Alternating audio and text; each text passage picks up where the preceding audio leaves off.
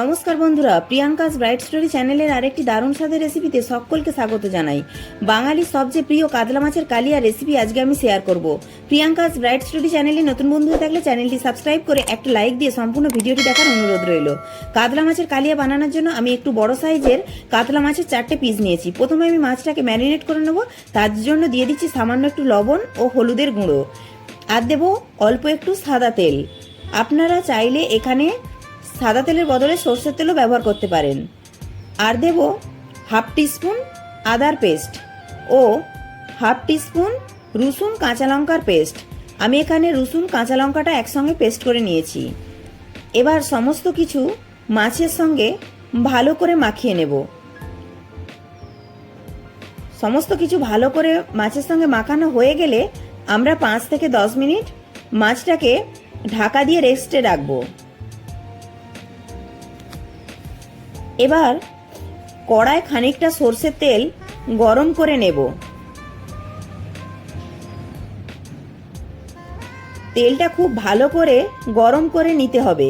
যখন দেখবেন তেল থেকে এরকম একটু ধোঁয়া উঠছে, তখন মাছের পিসগুলো একটা একটা করে দিয়ে দেব ভাজার জন্য। আর এই কাতলা কালিয়া মাছগুলো একটু বেশি তেলেই ভাজতে হয়। খুব কম তেলে ভাজলে স্বাদটা ভালো হয় না। মাছগুলোকে এক পিঠটা হয়ে গেলে অন্য পিঠটা হওয়ার জন্য উল্টে দেব। আর গ্যাসের ফ্লেমটা হাই টু মিডিয়ামে রাখতে হবে। এই রান্নাটা কিন্তু খুব কম তেলে করলে ভালো হবে না, একটু বেশি তেল দিয়েই করতে হয়, কারণ আমরা তো আর রোজ রোজ কালিয়া রান্না করি না।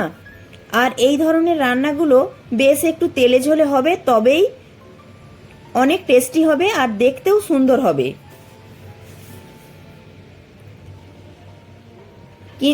এই মাছগুলোকে কিন্তু খুব বেশি কড়া করে ভাজবো না। দেখুন, দুই পিঠটাই আমরা হালকা করে ভেজে নিচ্ছি। দেখুন, মাছগুলো আমার ভাজা হয়ে গেছে। এবার তুলে নেব।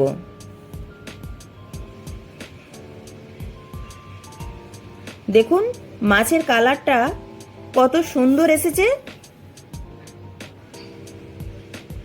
সব মাছগুলো আমরা একটা প্লেটে তুলে নিচ্ছি। দেখুন কত সুন্দর দেখতে লাগছে। এবার মাছ ভাজার পর কড়াই যে তেলটা আছে তাতে দিয়ে দিচ্ছি একটা তেজপাতা, দারচিনি, 2-3টে এলাচ, 2-3টে লবঙ্গ, 1 টুকরো জয়িত্রী। ফোড়নটা একটু ভাজা হয়ে গেলে ওতে দিয়ে দেব একটা মাঝারি সাইজের পেঁয়াজ কুচি। কাতলা কালিয়া বানানোর জন্য অবশ্যই পেঁয়াজ দুইভাবে ব্যবহার করতে হবে। প্রথমে পেঁয়াজ কুচি দিয়ে ভালো করে ভেজে নিয়ে তারপর পেঁয়াজ বাটাও দিতে হবে।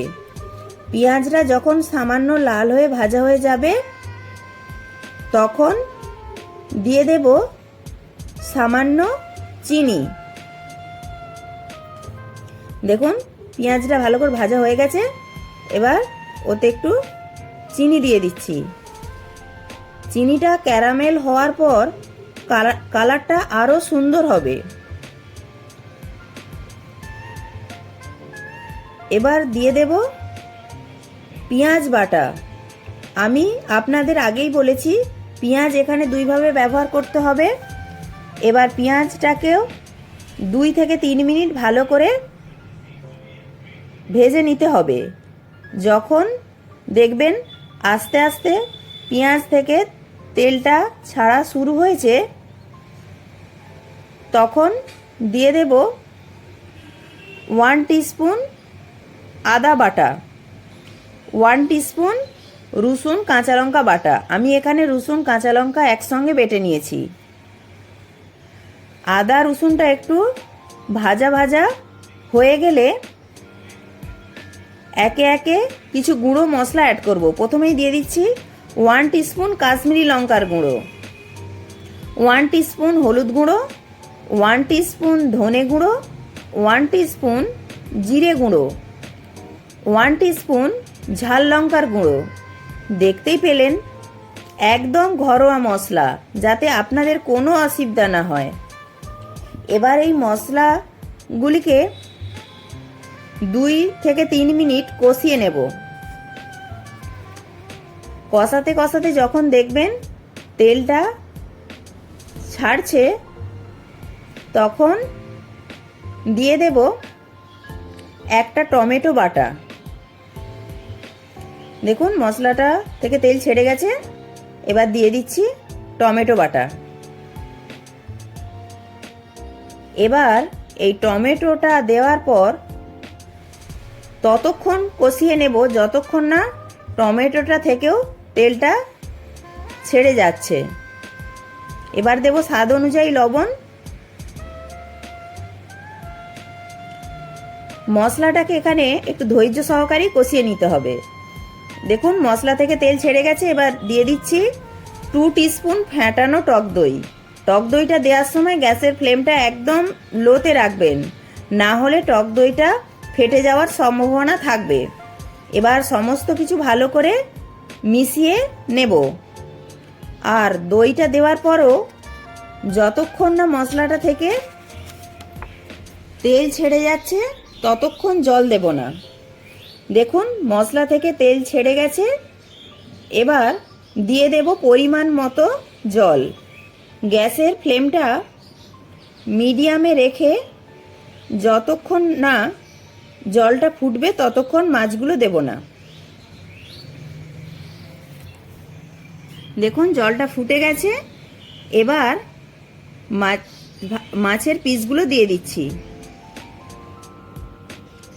এইভাবে 6 থেকে 7 মিনিট গ্যাসের ফ্লেমটা মিডিয়ামে রেখে ফুটিয়ে নেব।